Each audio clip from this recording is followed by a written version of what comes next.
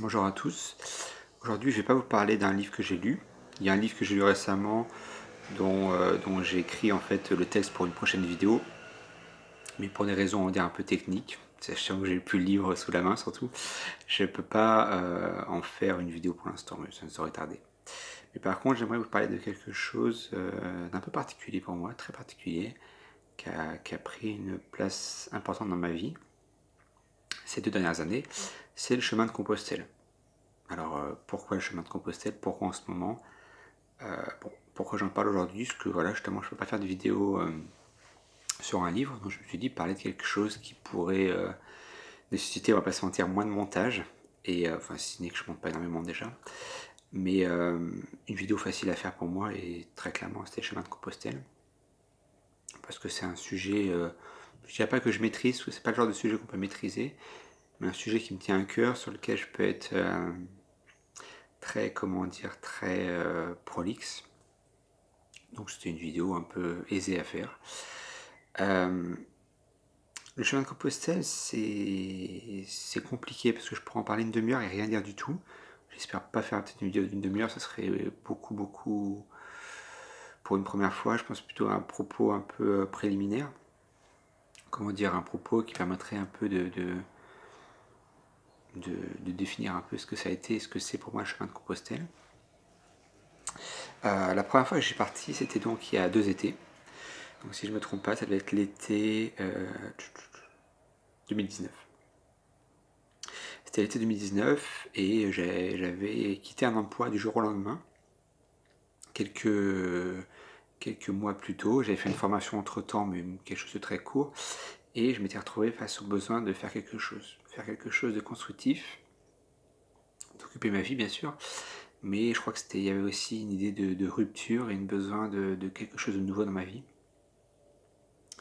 Et souvent on dit que le chemin de Compostelle, on ne se rappelle plus trop ce qui nous a emmenés sur le chemin, mais qu'on y trouve des réponses. Et la première partie est totalement vraie, la seconde, ce sera selon chacun, et on ne se rappelle jamais vraiment comment on est arrivé sur le chemin de Compostelle.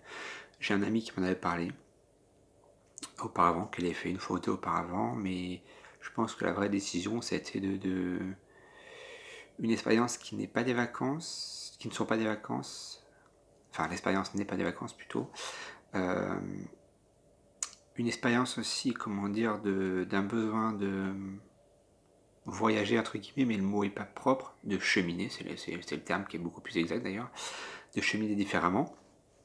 Et je pense qu'il y avait aussi l'idée de se prouver à soi-même qu'on était capable de le faire, très clairement. Et donc je suis parti sur le chemin de Compostelle par la voie du Nord. Donc la voie du Nord, pour ceux qui connaissent, ça part d'Irun, Andaï-Irun. Et Andaï-Irun, et ensuite ça rallie en fait les grandes villes du nord de l'Espagne, donc Saint-Sébastien bien sûr, Bilbao, Santander, Oviedo. Et à partir de Oviedo, il y a 2 chemins qui s'offrent aux pèlerins. Donc par la voie du nord en continent, c'est Gijón, que je n'ai pas prise. Moi, je suis descendu par Camino Primitivo, qui est primitif en l'occurrence, qui est beaucoup plus sauvage, à travers les montagnes, qui est réputé comme étant un peu le plus rugueux des chemins. C'est 15 jours de la montagne, oui, c'est la montagne quelque part. Et c'est surtout moins de logements. Et je connais pas l'autre partie du chemin du Nord, mais ce qu'on m'en a dit, c'était pas très joli. Bon, après, je peux pas juger, j'y ai pas été. Et donc, Camino Primitivo, jusqu'à, je crois, 1 ou 2 étapes. En fait, on rallie le chemin français, Camino Frances, 1 ou 2 étapes avant Compostelle, puis on finit avec le gros des pèlerins, avec l'autoroute des pèlerins. Donc ça, c'était ma première expérience de Camino, et c'était donc en l'été 2019. En gros, en une grosse vingtaine de jours, je crois qu'à chaque fois, je l'ai fait en 27-28 jours. Un tout petit peu moins d'un mois. Sachant qu'après Compostelle, il reste 3 étapes si on veut aller vraiment à ce qu'on appelle le kilomètre zéro jusqu'à Fisterra. En gros, c'est 3 grosses étapes, c'est 100 km, je crois, pour aller jusqu'à Finistère. Mais ça vaut le coup. Et l'été dernier, j'ai voulu refaire le chemin de Compostelle. Pourquoi j'ai voulu le refaire?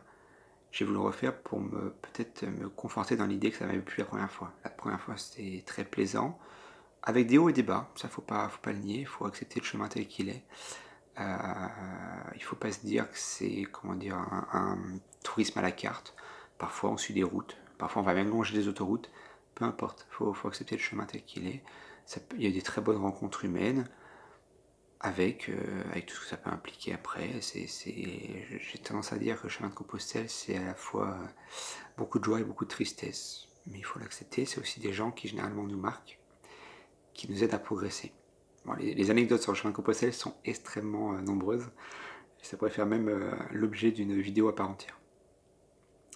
Et le second chemin de Compostelle que j'ai parcouru, donc, ça a été le Camino Frances, l'année du Covid, donc été 2020, tout à fait, été 2020, l'été dernier. Alors j'avais très envie de partir après le confinement, après tout ça, j'ai eu vraiment besoin de me dire, j'ai besoin de, voilà, j'ai besoin de partir, j'ai besoin de voir autre chose, j'ai besoin de repartir sur le chemin tout bêtement. Et donc j'ai pris la décision de repartir. Bon, au début en me disant, bon, au pire si je trouve pas d'hébergement, parce que moi je suis quelqu'un qui dort plutôt, enfin qui dort d'ailleurs, exclusivement en albergué, en donativo, et encore mieux si je peux m'arrêter dans des accueils pèlerins, dans les monastères, les abbayes, qui à mon avis sont les meilleurs accueils qu'on puisse avoir. J'ai un très bon souvenir de l'Aredo, au Pays Basque notamment, mais c'est pas le seul, c'est vraiment une expérience très intéressante de pouvoir s'arrêter auprès des communautés religieuses. On y reviendra. Et donc je me suis arrêté. Donc, oui, pardon, je m'éloigne. Second chemin de Compostelle, j'ai pris le chemin du Camino Frances, toujours en m'arrêtant dans des auberges. Au début, je m'étais dit, bon, si je ne trouve pas d'auberge, au pire, j'achèterai une tente en Espagne et je la ferai un peu plus à la dure, en bivouac. Il n'y a pas eu nécessité, parce que finalement, il y a eu des hébergements partout. Un peu plus compliqué à trouver d'habitude, mais le Camino Frances, ça reste une telle institution, entre guillemets, ça reste un chemin tellement parcouru, que même en temps de Covid, même avec pas mal d'auberges fermées, ça restait tout à fait abordable. Et donc j'ai dormi en auberge et j'ai parcouru le chemin du Camino Frances, qui est un chemin très différent. Là où le premier chemin, lui, longe la mer, avec toutefois du relief. Le Camino Frances est plus plat, effectivement. Alors certains diront plus authentique. Je ne suis pas sûr d'aller à l'encontre de cette affirmation, parce que c'est vrai que c'est un chemin très particulier. En gros, la première journée, si on part donc comme moi de Saint-Jean-Pied-de-Port, pour l'instant, j'ai jamais fait le chemin jusqu'au Puy. J'aurais bien aimé faire le chemin du Puy jusqu'à Compostelle, mais ça n'a jamais été le cas pour l'instant. Mais c'est quelque part par là. Et le chemin donc Camino Frances, c'était un chemin très particulier, comme j'ai dit, très dur au début, enfin très dur, assez dur au début, c'est une grosse vingtaine de kilomètres, je crois, avec 1500 mètres de dénivelé. En fait, faut passer les Pyrénées par Roncevaux, par le col de Roncevaux, le fameux col où Roland serait mort sous le coup des Basques. Et ensuite, on descend vers Roncevaux, et là aussi, il y a eu un très bon accueil dans une espèce de grande communauté. Je crois que c'est une des albergues, un des dortoirs les plus grands que j'ai vu. C'était sur plusieurs étages, c'était très, très imposant. Et pour la petite anecdote, j'avais rejoint un ami que j'avais rencontré sur le chemin du Camino Norte l'année précédente, et on a fait la majorité du chemin ensemble. Faut que je retrouve mes idées, faut que je me recentre. Compostelle, c'est un sujet qui est propice à la digression. Donc oui, j'ai fait le chemin Camino Frances, j'ai rencontré des gens très bien. Là encore, des anecdotes assez folles, dans tous les sens du terme. Et donc j'étais chez Compostelle à chaque fois, et même jusqu'à Fistera à chaque fois. Et c'est drôle parce que à chaque fois je fête mon anniversaire à peu près au même endroit, c'est toujours vers Fistera que j'arrive et je fête mon anniversaire à peu de choses près. Donc voilà, généralement je pars du 14 au 15 juillet jusqu'au un mois après. Et donc que dire, Camino Frances, donc c'est un chemin effectivement qui traverse et qui va relier des villes assez importantes. Il y a Pampelune, Burgos, Léon, et j'en oublie sûrement, qui abrite des cathédrales majestueuses. C'est peut-être le chemin qui a été le plus utilisé, le plus parcouru, et qui parcourt aussi un patrimoine très intéressant et très enrichissant, je dirais. Que dire d'autre sur le chemin de Compostelle, sur le chemin de Camino Frances? La Meseta. Alors la Meseta, c'est encore un sujet à part, on va y venir. La Meseta, c'est un désert. Alors un désert, c'est peut-être beaucoup dire, mais c'est 100 km d'une ligne droite, d'un chemin poussiéreux, un peu un chemin entre deux champs, parce que très clairement c'est ça. C'est deux champs, de part et d'autre, d'immenses champs.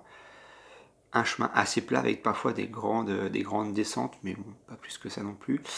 Et il fait soif. Ouf, il fait très très soif sur la Meseta. Il n'y a pas beaucoup de points d'eau, si ce n'est quasiment aucun entre les deux villages. Il y a très très peu de villages sur la Meseta. Ça va être sur les 100 km. Si je dirais qu'il y a 3 gros villages, c'est tout, où il y a des hébergements possibles. Et enfin, peut-être que j'exagère, mais je pense pas. Vous me reprendrez si vous voulez dans les commentaires, mais je pense pas exagérer tant que ça. Et la Meseta, c'est... À la limite, je pense que ça serait peut-être même mieux le faire tout seul. C'est un moment très particulier où nécessairement on va réfléchir sur soi-même, parce qu'il n'y a que ça à faire. Il y a juste se perdre, contempler, devenir contemplatif du paysage qui nous entoure, se perdre dans le paysage et mettre un pied devant l'autre, ce qui est un peu le principe du chemin de Compostelle. Mettre un pied devant l'autre et comment dire...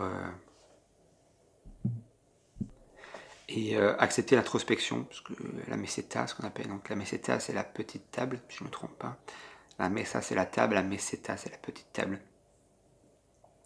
Et c'est drôle parce que quand on est arrivé à Compostelle, on a trouvé énormément de gens avec qui on a fait le chemin, sachant que c'était l'année Covid où il y avait peut-être 30% seulement des pèlerins qui faisaient le Camino Frances. C'était peut-être la meilleure année pour le faire d'ailleurs, si on n'aime pas trop le monde. Et on a retrouvé des Français en l'occurrence, et d'autres d'ailleurs. Toute nationalité, on était vraiment, il y avait, si je vous fais un peu l'inventaire des nationalités, il y avait une Flamande, il y avait un Français, un autre Français, il y avait plein de Français, il y avait des Allemands, il y avait, voilà, il y avait plein de nationalités. Entre autres, hein, là je vous fais vraiment ceux qui étaient arrivés à la fin, mais le groupe qu'on a su, il y a des Belges aussi, un couple de Belges. Bref, je me perds, je digresse, faut que je me concentre. Et je me souviens d'un homme qui était plutôt d'un âge certain déjà, et qui disait, plutôt un peu bourru, et qui disait qu'il avait pleuré tout ce qu'il avait pu, qu'il avait arrosé la Meseta, alors que c'est très désertique, c'est très poussiéreux, et qu'il avait copieusement arrosé. Et je peux comprendre, parce que c'est un moment beaucoup d'introspection, et ça va un peu aboutir à la deuxième partie de ma réflexion, c'est pourquoi on fait Compostelle. Et on fait généralement Compostelle parce qu'il y a un besoin à l'intérieur, il y a plein d'idées, et puis il y a plein de raisons pour lesquelles faire Compostelle. Mais généralement, ne font pas Compostelle des gens qui ont juste envie de voyager, qui ont juste envie de voir des paysages. Il y a une poussée, un élan irrésistible à l'intérieur. Ça fait peut-être un peu pompeux de dire ça, mais je pense que c'est assez vrai. Il y a quelque chose de plus profond qui nous pousse à faire Compostelle. Pas toujours quelque chose de verbalisé, quelque chose d'un peu compliqué à expliquer. Et il y a une phrase qui dit souvent, on ne sait pas ce qu'on veut, ce qu'on cherche sur le chemin, mais on finit par le trouver. Et généralement, on finit même pas par le trouver vraiment. On a des pistes qui nous emmènent vers d'autres chemins qui généralement, bref, ça part un peu dans l'ésotérisme. C'est pas le but, mais je pense que ceux qui ont déjà fait le chemin une fois comprendront. Et donc cette personne, j'y reviens, qui était un peu bourrue, etc., avait dit, oui, moi sur la Meseta, j'ai pleuré tout ce que j'ai pu. Alors qu'on n'aurait jamais pensé que cette personne se serait laissé aller à pleurer. Donc effectivement, on vient sur Compostelle. Pourquoi? Il y a peut-être autant de raisons qu'il y a de gens qui vont sur Compostelle, de pèlerins, de jacquets comme on dit, de compostellants, peu importe le nom qu'on peut donner à ceux qui vont pèleriner, qui vont pérégriner aussi. Mais voilà, c'est chemin de Compostelle, c'est très compliqué d'en parler, je peux en parler pendant des heures, mais il y a sans doute des raisons très profondes. Et la première raison, c'est soi-même, c'est un besoin de voir autre chose, de se perdre un peu dans des chemins finalement très utilisés par les pèlerins, mais assez peu utilisés par le reste de la population. Il y a ça, et j'ai pris très peu de notes. Hein. D'habitude, je prends beaucoup de notes pour mes textes, mais là, j'ai pris très peu de notes. Donc voilà, il y a vraiment ce besoin de rupture. Moi, ce que j'ai trouvé sur le chemin, je vais prêcher pour ma paroisse, ce que j'ai trouvé sur le chemin, c'était aussi, ça je me suis rendu compte après, euh, une épure vraiment, et une ascèse. Alors je vais m'expliquer pourquoi. Je suis parti sur le chemin, je faisais un bon 73-74 kilos. J'étais un peu rondouillé, un peu, ouais, confortable on va dire. Et je suis parti, et croyez-moi ou pas, j'ai perdu 12 kilos sur le chemin. Bon, j'étais un peu malade au début, mais quand bien même, j'ai perdu 12 kilos. Et j'en suis arrivé à un point où je buvais, raisonnablement, comme tout le monde. Mais je mangeais quasiment pas. Alors, ça va étonner personne. Je mangeais, en gros, ça m'arrivait que je faisais des journées à une part de tortilla par jour. D'où le fait que ça va étonner personne, parce que c'est pas une tortilla. Mais ça faisait un peu... c'était un peu l'étonnement de tous ceux qui me croisaient, c'est qu'ils me disaient, mais... Tous ceux avec qui je pèlerinais, avec qui je marchais, avec qui je cheminais, ils me disaient, mais tu manges rien, etc., t'as pas faim, t'as pas d'argent. J'avais aucun souci d'appétit ou de bourse, seulement je ressentais pas le besoin. Et ça, c'est quelque chose qui m'a beaucoup plu sur Compostelle, c'est que pas besoin de... C'est pas besoin, c'est aucune incitation à des choses qui, dans la vie de tous les jours, pourraient servir un peu de compensation. Les sucreries, le chocolat, les boissons, les sodas par exemple, etc. Tout ce qui peut être un peu des péchés mignons. Je pense que Compostelle apporte tout ce dont on a besoin de ce côté-là. Compostelle nous apporte en fait l'essentiel de nos besoins. Ça va être quoi? Ça va être de l'eau fraîche. Et le besoin très très tôt le matin, dès qu'on se réveille 6h, 6h15, on se réveille très tôt sur Compostelle, de marcher. C'est tout, rien de plus. Vraiment de l'épure et de la cesse. Et ça m'a beaucoup plu sur Compostelle. Une vie très simple. Marcher, boire, parler à des gens. Ça donc m'amène sur le troisième point plutôt. Compostelle, c'est des rencontres. C'est énormément de rencontres. Ça peut être des rencontres très ponctuelles. Là encore, j'aurais beaucoup d'anecdotes à raconter. Des rencontres de 1 heure, parfois 2 heures, mais qui vont être très intéressantes. Jusqu'à des gens qu'on va suivre quasiment jusqu'au bout, voire jusqu'au bout. Et si je devais établir un parallèle, peut-être un petit peu hasardeux, mais c'est celui qui me paraîtrait le plus judicieux. Compostelle, c'est un peu comme Erasmus. En plus mature, j'imagine. Pourquoi? Parce que finalement, sur Compostelle, on va rencontrer des gens de toutes nationalités. On va parler plein de langues. Donc, j'ai parlé bien sûr français sur Compostelle. J'ai parlé un anglais catastrophique, mon anglais, enfin un anglais de français, j'imagine, avec l'accent. J'ai parlé espagnol. Parce que bon, je parle espagnol, j'ai vécu en Espagne. Et j'ai plaisir à parler espagnol justement, parce que ça me fait plaisir quand j'entends en Espagne, de pouvoir exercer cette langue. Donc voilà, c'est beaucoup de rencontres, des rencontres très enrichissantes. Et je ne vais pas spécialement détailler dans cette vidéo, ça fait déjà 20 minutes quasiment, et que je pense que c'est pas le propos. C'est vraiment, aujourd'hui, j'ai envie un peu de déblayer ce que ça a été pour moi Compostelle. Mon Compostelle à moi ne sera pas le Compostelle d'une personne qui habite à 3 km d'ici, donc j'ignore tout et que je ne savais même pas qu'elle aurait fait Compostelle par exemple. Mais par contre, ce que je peux dire, c'est qu'en revenant de Compostelle, on se sent un lien très particulier avec les autres pèlerins. Je vais vous donner 2 exemples. Je suis d'une ville de l'ouest de la France, on va dire, centre-ouest, qui est sur le chemin de la voie de... J'ai un doute, je vais dire une bêtise, la voie de Tours. Je crois. Bon, bref, peu importe. Et j'ai jamais emprunté les voies en France. Et peu de temps après avoir fait Compostelle, j'étais un peu dans l'euphorie de Compostelle. Quand on rentre, on est euphorique. Malheureusement, l'euphorie part au fur et à mesure des mois de la routine qui revient, malheureusement. Mais c'était une euphorie à la fois physique, parce que bon, physiquement, faut que je le dise, généralement, je me sentais comme une bête. Vraiment, physiquement, j'étais à mon apogée. Et aussi, spirituellement, moralement, etc. On se sent très très bien. Et j'ai rencontré une dame qui devait être hollandaise et un peu perdue, elle s'arrête à un bar. J'amorce la discussion parce que je vois qu'elle est pèlerine, il n'y en a pas tant que ça, donc j'ai plaisir à avancer la discussion. Et en fait, elle était perdue, donc je lui ai réservé un hébergement pour le soir même dans la communauté religieuse qui accueillait les pèlerins. Mais avec beaucoup de plaisir parce que voilà, j'avais plaisir à aider, on va dire pas mon prochain, ce serait beaucoup dire, mais une pèlerine comme moi. Comme je l'étais quelques mois avant, quelques semaines avant même. Et très récemment, je suis retourné à cette ville, là où j'habite plus, mais bon, une ville où j'ai des racines.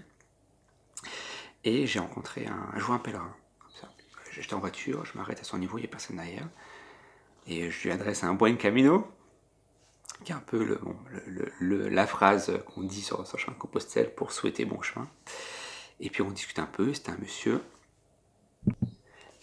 qui était parti en fait que je me souviens, de Paris, et qui en fait avait décidé d'aller en 2 ou 3 mois, je sais plus, 2 mois et demi, qui avait réservé donc tous les gîtes jusqu'au Pays Basque déjà, et qui avait décidé en fait d'aller jusqu'à Compostelle. Donc on a parlé très peu de temps, mais vraiment peut-être 1 minute. À peine le temps que. Enfin, je voulais pas trop boucher la circulation derrière, même s'il y avait personne, j'aime pas trop m'arrêter en plein milieu de la route. Enfin, de la rue en l'occurrence. Mais voilà, j'ai eu beaucoup de plaisir à lui parler, j'ai reconnu des choses. Il avait son bâton, il avait un signe derrière de la Saint-Jacques, la coquille. Et bon, bien sûr, jaune et bleu de tête. De tête, hein, c'est pas là-dessus, j'ai figé le plus, mais voilà. Et j'ai eu beaucoup de plaisir à parler à ces deux personnes, à la fois cette pas jeune femme, elle avait un âge certain, cette dame hollandaise et ce monsieur qui venait de Paris. Et j'ai eu beaucoup de plaisir à leur parler.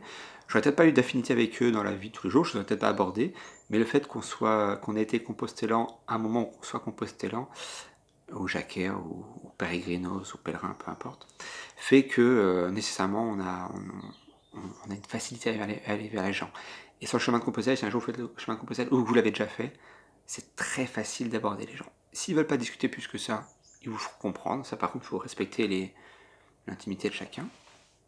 Il y a des codes qu'on m'a appris très très tôt. Dans les premiers kilomètres que j'ai fait en partant des routes, j'ai rencontré un Québécois, là encore ça pourrait faire l'objet d'une vidéo entière, qui m'a appris en quelques kilomètres tout ce que je devais savoir sur le chemin de Compostelle, les règles essentielles, parce qu'il n'y a pas à savoir beaucoup plus que ça d'ailleurs. Et donc voilà, les rencontres, c'est extraordinaire sur le chemin de Compostelle. Alors, on pourrait parler de l'amour, on pourrait parler de l'amitié, on pourrait parler de plein de choses, mais ça encore, ça pourrait faire l'objet d'une vidéo à part, juste sur les anecdotes. Mais c'est pas le cas. Ce sera pas le cas ici du moins. Ça fait déjà 22 minutes et je pense que j'ai à peine effleuré le sujet.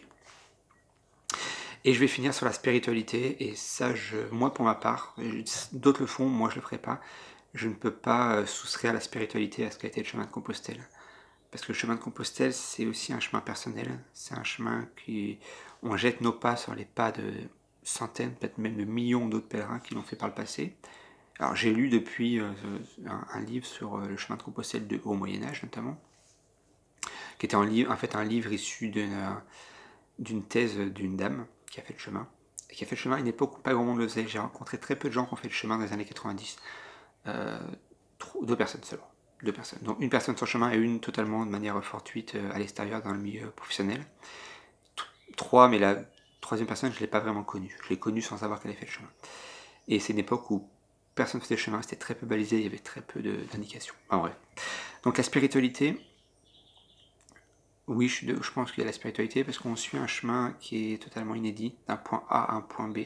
Le point A commençant à peu près où vous voulez, sortir de chez vous et aller jusqu'à Compostelle, ou sortir de chez vous et aller jusqu'à 2, 3, 4 étapes après. Alors moi j'aime bien boucler chaque fois jusqu'à Compostelle, j'ai du temps pour ça, donc tant mieux pour moi. Et Compostelle, donc, c'est spirituel. Pourquoi? Parce que d'une, il y a une part, c'est un pèlerinage à chrétienté. Il y a Rome, il y a Jérusalem, il y a Compostelle et il y a Lourdes, si je ne me trompe pas. Et donc on peut pas, pour moi, on peut pas soustraire à la spiritualité, sachant qu'on peut s'arrêter si on le souhaite dans des hébergements mis à disposition par des communautés religieuses. J'ai rencontré des gens une personne notamment qui avait fait le chemin en tant que mendiant, c'est-à-dire qu'il n'avait pas d'argent sur le chemin de Compostelle. Il y a plein de façons de le faire, mais la spiritualité, ne serait-ce que la réflexion sur soi-même, sans aller jusqu'à la religion, parce que ça appartient après à chacun, mais la spiritualité est très présente, ne serait-ce parce qu'on apprend des autres, qu'on s'enrichit des discussions, parce qu'on parcourt l'histoire aussi. C'est des chemins qui sont très empreints d'histoire. Les cathédrales qu'on va croiser sur notre route, Léon notamment, Léon et Burgos, elles sont magistrales. Oviedo aussi. Elles sont gigantesques, elles sont majestueuses, elles sont magistrales, voilà, les superlatifs manquent. Et voilà, tout ça pour dire que la spiritualité, surtout qu'on va rencontrer des gens parfois qui peuvent être dans des communautés religieuses. Je me suis arrêté dans une communauté religieuse, je ne veux pas dire de bêtises, une étape avant Santander. Alors là aussi, ça pourrait faire partie d'une anecdote encore à part, mais je raconterai un autre moment, c'est mieux. c'est mieux de préserver un peu, de consacrer une vidéo juste à certaines anecdotes, plutôt que de l'effleurer ou mal l'évoquer, mal développer le propos.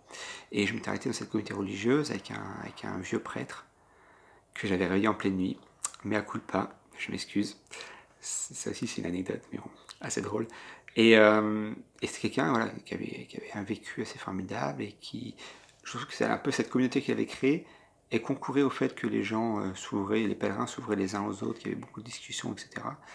Et c'était très intéressant. Donc, en 25 minutes, j'ai absolument rien dit. J'ai juste dit que j'ai fait le chemin de Compostelle parce que voilà, j'avais besoin à un moment dans ma vie d'imprimer une rupture qui était un peu à part. J'ai toujours aimé voyager de manière différente. Je suis pas trop tourisme classique, on va dire. Enfin, j'ai voyagé en l'occurrence avec une vieille moto bécane. J'ai fait quelques milliers de kilomètres avec une moto bécane à l'étranger. Là, voilà, j'ai fait 2 fois le chemin de Compostelle. J'aime bien voyager différemment.